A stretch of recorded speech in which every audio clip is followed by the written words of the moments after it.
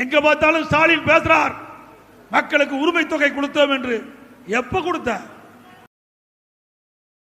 பல முறை சட்டமன்றத்தில் நான் பேசினேன். ஒரு முறை இருமுறை அல்ல, பல முறை எனக்கு வாய்ப்பு கிடைக்கின்ற பொழுதெல்லாம் தேர்தல் அறிக்கையிலே, திராவிட முன்னேற்ற கழக தேர்தல் அறிக்கையிலே கொடுக்கப்பட்ட வாக்குறுதி, குடும்ப பெண்களை ஏமாற்றி வாக்குகளை பெற்று ஆட்சிக்கு வந்த பிறகு நீங்க கொடுக்கப்பட்ட வாக்குறுதி மாதந்தோறும் பெண்களுக்கு 1000 ரூபாய் உரிமை தொகை கொடுக்க வேண்டும், கொடுப்பதற்காக வாக்குறுதி கொடுத்தீர்களே, ஏன் நிறைவேற்றவில்லை என்று தொடர்ந்து நாங்கள் வலியுறுத்தினோம். இங்க இருக்கின்ற சட்டமன்ற உறுப்பினர்கள் தொடர்ந்து சட்டமன்றத்தில் வலியுறுத்தினோம்.